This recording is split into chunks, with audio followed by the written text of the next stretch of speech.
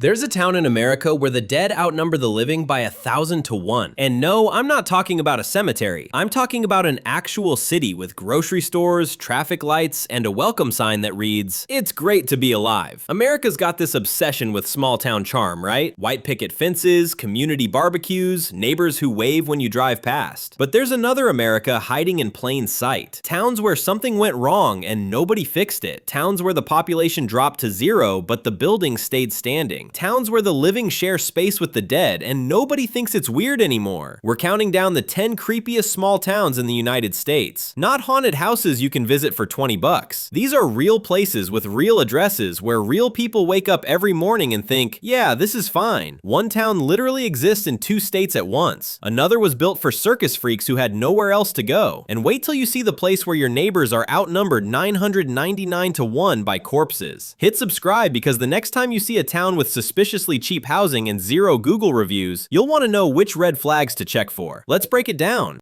Number 10. Gibson, Florida. Your mailman might be a retired sword swallower, and your neighbor's backyard used to house a Bengal tiger. Welcome to Gibson, Florida. No, seriously. For most of the 20th century, this town 20 minutes south of Tampa was America's unofficial retirement community for circus sideshow performers. The Lobster Boy, whose hands looked like claws. Priscilla the Monkey Girl, covered head to toe in dark hair. Al the Giant, 8 feet tall, married to Jeannie the Half-Woman, 2.5 feet. They ran a restaurant together. The post office installed a low counter specifically for little people. Zoning laws were rewritten to allow residents to keep elephants and circus trailers on their front lawns. Because why wouldn't you? Population, 18,500. Median income, $34,000. Crime rate, low, unless you count the Lobster Boy murder. Here's where it gets dark. In 1992, Grady Stiles, aka Lobster Boy, was murdered. Shot in the head. Turns out he was an abusive alcoholic who'd killed his daughter's fiance years earlier and only got probation because prisons weren't equipped to handle him. His wife and stepson paid a 17-year-old to do it. Today, there's a 52,000 square foot showman's museum and a retirement village for aging carnival workers that looks like an empty fairground. Conjoined twins ran a fruit stand, big cats lounged in backyards, and everyone just went about their lives like this was totally normal. You're sitting on your porch on a warm evening. Your neighbor waves. He's 80 and used to swallow swords for a living. Across the street, someone's mowing their lawn where a carnival ride once stood. It's peaceful, quiet, and so deeply strange you can't imagine living anywhere else. In most of America, the circus comes to town once a year. In Gibson, the circus is the town. Would you live in a town where normal meant everyone had a stage name and at least one exotic animal story? Number 9. Glen Rio, Texas/New Mexico.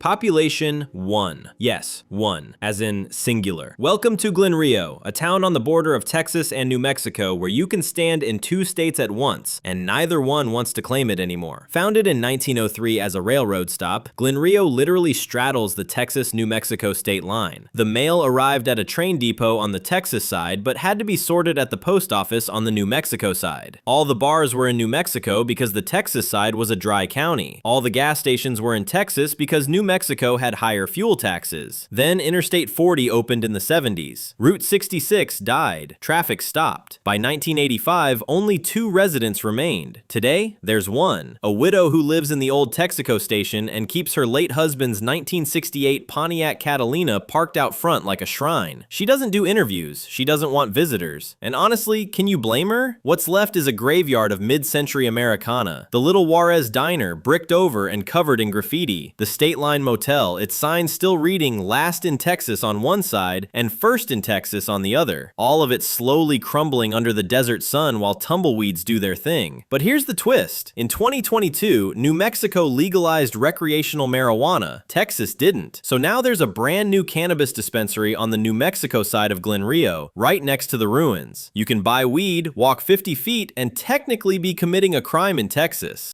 Recently, 2 entrepreneurs bought 16 acres after one of them had a psilocybin-fueled vision of revitalizing the town. No, I'm not making that up. Median home price, 0, because there are no active sales. Crime rate, 0, because who are you going to rob? Living in Glen Rio means no neighbors, no noise, no nothing. Just wind, dust, and the ghosts of a town that used to matter. How do you mess up being a ghost town? Glen Rio had one job, be abandoned and spooky, and then someone opened a weed shop. Now it's a ghost town with a gift shop and THC gummies. That's not eerie, that's entrepreneurial. Standing on a dusty stretch of Route 66, wind howling, nothing but desert in every direction. To your left, the ruins of the State Line Motel, windows shattered. To your right, a bright green dispensary sign glowing against the bleached sky. Behind you, one lonely house with a vintage car out front. You're in two states at once and somehow in neither. Would you live in a town where you're the only resident and your closest neighbor is legally in another state? Number 8. Colma, California. 17 cemeteries take up 73% of the land. 1.5 million corpses buried underground. Living population, under 2,000. Official motto? It's great to be alive in Colma. At first glance, Colma looks normal. Quiet streets, a few shops, one school, but then you notice the cemeteries. They stretch across the hills like a morbid vineyard, rows of gravestones glinting in the California sun. In 1900, San Francisco banned all new burials within city limits. The land was too valuable. Between 1920 and 1941, San Francisco dug up over 150,000 bodies and relocated them to Colma, which at the time was mostly empty farmland. Dead population, 1.5 million. Ratio, nearly 1,000 dead for every one living person. Median home price, $675,000, because even death towns aren't immune to California real estate. Your neighbors include Wyatt Earp, Joe DiMaggio, William Randolph Hearst, and Levi Strauss.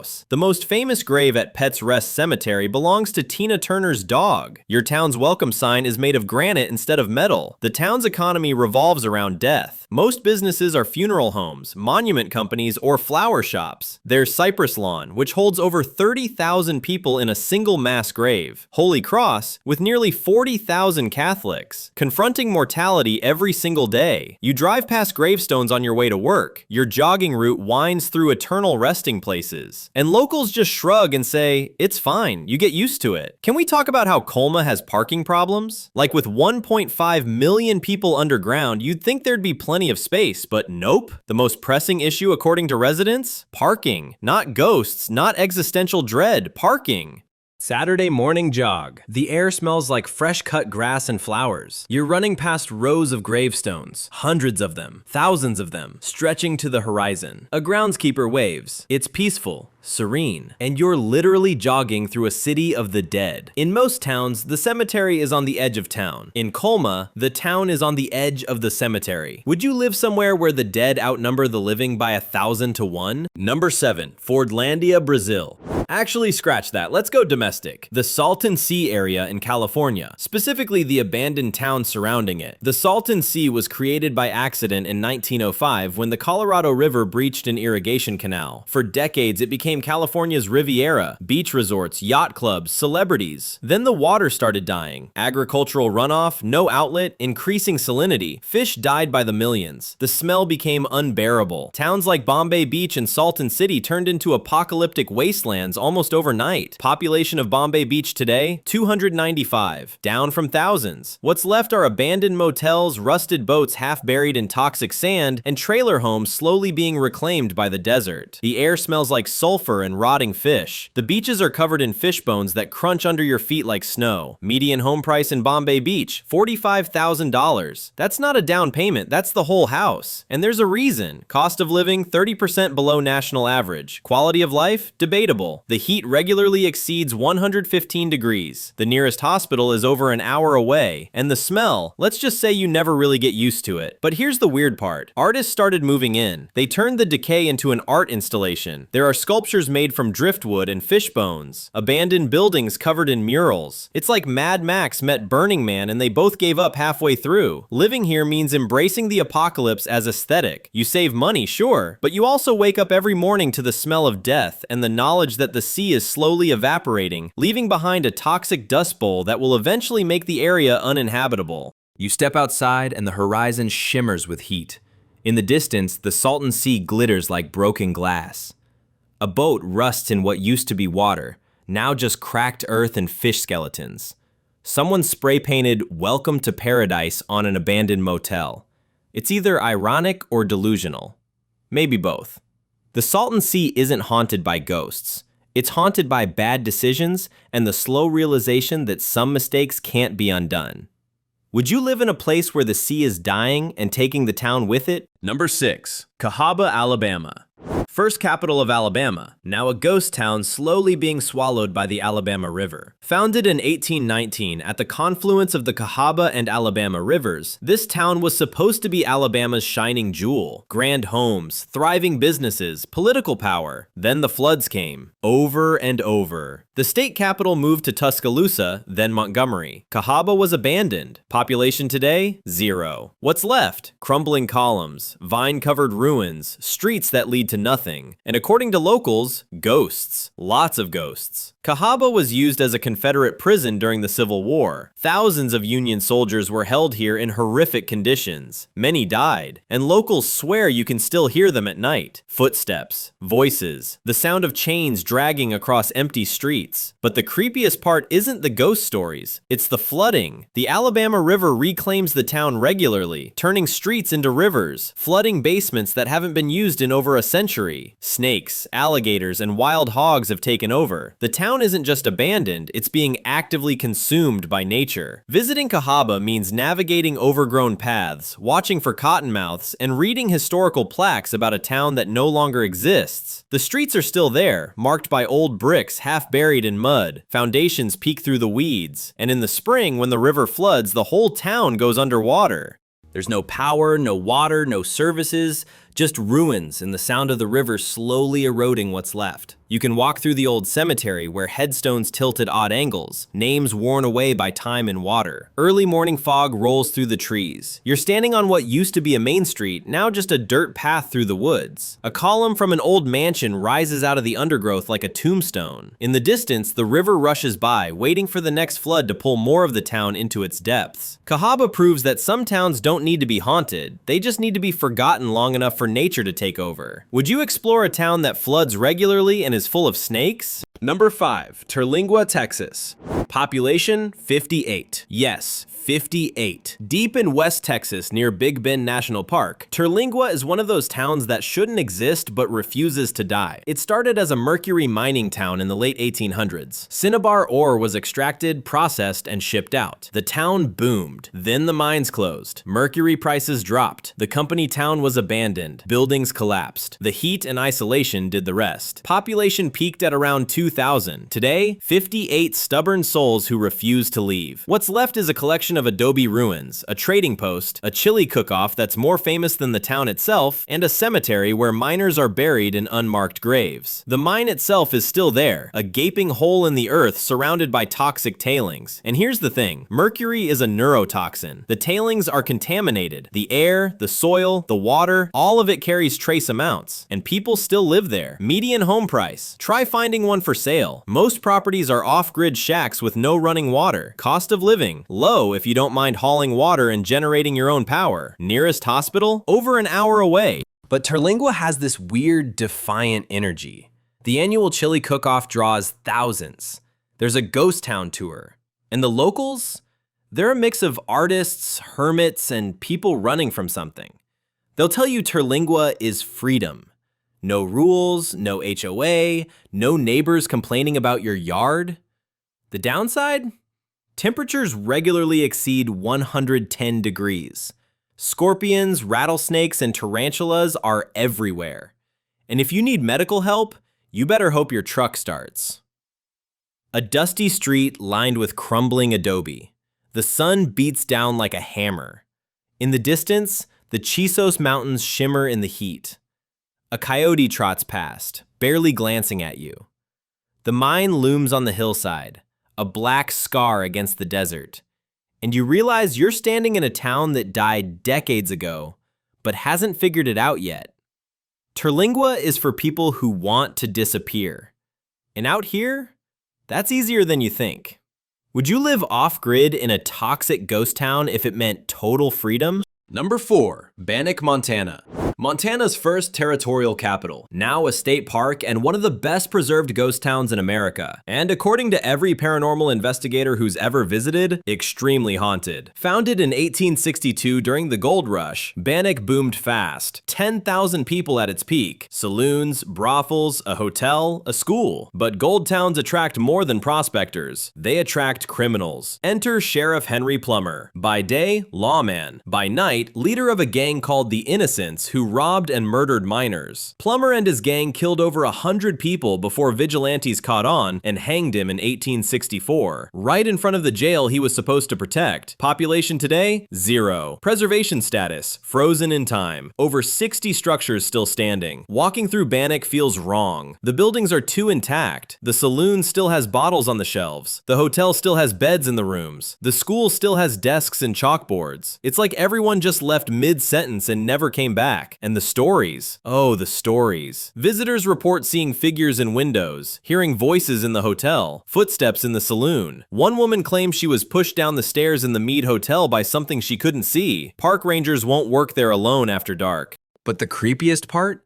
The gallows are still there. The same gallows where Plummer was hanged. And locals swear that on certain nights, you can see a figure swinging from a rope that isn't there. The wind howls through broken windows. You're walking down the main street, dust kicking up around your boots. The saloon door creaks open and shut, even though there's no breeze. You glance at the hotel and swear you see someone in the second floor window. You blink, they're gone. But you can't shake the feeling you're being watched. Bannack is the kind of place where history and horror blend so completely, you can't tell where one ends and the other begins. Would you spend the night in a ghost town where over 100 people were murdered? Number 3. Spectre, Alabama. Here's a weird one. Spectre, Alabama. A town built entirely as a movie set for Tim Burton's Big Fish in 2003. It was supposed to be torn down after filming, but the landowner kept it and it just sat there rotting. For years, Spectre was a tourist attraction. People could walk through the fake town square, take photos, explore the set, but the buildings started collapsing. The paint peeled, the fake church lost its steeple, and then the floods came. Spectre is built on an island in the Alabama River. When the river floods, the town goes underwater. Not just the streets, the entire town. Buildings flood up to the roof lines, and when the water recedes, it leaves behind mud, debris, and damage. The landowner tried to maintain it, but eventually gave up. Now Spectre is a real ghost town that started as a fake one. The irony is so thick you could cut it with a knife. Population, 0. Access, restricted after repeated flooding. Status, slowly being destroyed by nature. What makes Spectre creepy isn't hauntings or history. It's the fact that it was always a lie, a fabricated town with fabricated history, and now it's decaying like it was real. The fake church has real moss growing on it. The fake houses have real water damage. The fake town square has real weeds growing through the cracks. It's a ghost town that was born dead, and somehow that's more unsettling than any actual ghost.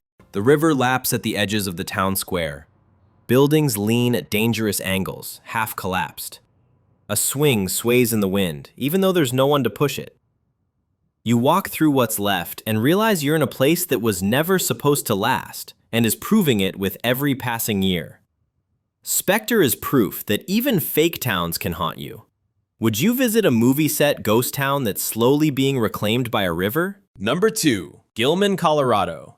Abandoned since 1984, off limits to the public, and slowly collapsing into a toxic pit. Gilman was a zinc and silver mining town perched on a cliff above the Eagle River. At its peak, 300 people lived there. The mines were profitable, life was good, until they discovered the mines had contaminated everything. The groundwater, the soil, the air. The entire town was sitting on top of a toxic waste dump. The EPA stepped in, declared it a Superfund site, and ordered everyone out. The mining company shuttered operations. Gilman became a ghost town overnight. But here's the thing, the town is literally falling apart. The cliff is unstable. Buildings are collapsing into the mine shafts below. Sinkholes open up randomly. And the contamination is so severe that trespassing is a federal crime. Population, 0. Access, illegal. Contamination level, severe. Stability, questionable at best. Gilman sits at 9,200 feet elevation, which means it's cold, snowy, and isolated even when it was inhabited. Now it's a frozen wasteland of collapsing buildings, rusted equipment, and warning signs everywhere. And people still try to sneak in. Urban explorers, photographers, thrill seekers. Some get caught and fined, some get hurt, and some, according to local legends, never come back out. The EPA has considered bulldozing the entire town, but the risk of disturbing the contaminated soil is too high. So Gilman just sits there, slowly collapsing, waiting for the day the cliff gives way and the whole town slides into the river below. Snow covers everything. The buildings are dark, windows shattered, roofs caved in. The air is thin and cold. You can see your breath. In the distance, the sound of creaking metal and shifting wood. The town is alive in the worst possible way, slowly dying but refusing to go quietly. Gilman is proof that some places are so toxic even ghosts wouldn't haunt them. Would you risk federal charges to explore a collapsing toxic ghost town? Number 1. Times Beach, Missouri. Population 2,000. Until the government found out the entire town had been poisoned. Then population 0. In the 1970s, Times Beach was a working-class suburb of St. Louis. Modest homes, quiet streets, families. To keep the dust down on unpaved roads, the town hired a waste hauler to spray oil. Cheap solution to a common problem. Except it wasn't oil. It was dioxin-contaminated waste from a chemical plant. One of the most toxic substances known to man, and they sprayed it on every road, driveway, and horse arena in town for years. By 1982, the EPA discovered the contamination. Dioxin levels were over 100 times the safe limit. The government evacuated the entire town. Every single resident bought out their properties, and then in the 1990s, bulldozed everything. Times Beach was erased. The roads, the homes, the memories, all of it buried under clean soil and turned into a state park. Route 66 State Park now sits where Times Beach used to be. Population before, 2,000. Population after, 0. Contamination method, dioxin spraying. Government response, total evacuation and demolition. What makes Times Beach uniquely horrifying is that it wasn't an accident. Someone knowingly sprayed toxic waste on roads where children played, and when the EPA finally stepped in, their solution wasn't to clean it up. It was to bury it and pretend the town never existed. Today, you can visit Route 66 State Park and walk trails where Times Beach used to be. There are historical markers, old photos, stories from former residents, but under your feet, buried beneath several feet of clean soil, is an entire town. And sometimes, when the rain is heavy, things surface. Pieces of asphalt, fragments of buildings, reminders that Times Beach is still down there, waiting. You're walking through a peaceful state park. Trees rustle in the breeze. A creek babbles nearby, and then you see it. A chunk of pavement sticking out of the hillside. A piece of a town that was poisoned, evacuated, and buried alive. You realize you're walking on top of 2,000 lives that were upended by someone who thought spraying toxic waste on residential streets was an acceptable cost-cutting measure. Times Beach is the only town on this list that the government actively tried to erase, and they almost succeeded. Would you visit a park built on top of a poisoned ghost town? So there you have it, 10 towns where creepy isn't a Halloween decoration, it's a lifestyle. From circus freaks in Florida to poisoned towns buried alive in Missouri, from movie set ghost towns to mining towns collapsing into toxic pits. Like this video if you've ever driven through a town and thought, something's off here. Subscribe if you want to avoid accidentally moving somewhere where your house is literally built on top of a buried ghost town. And comment which town creeped you out the most. The creepiest places in America aren't always haunted. Sometimes they're just honest about how weird reality can get when nobody's paying attention. See you in the next one.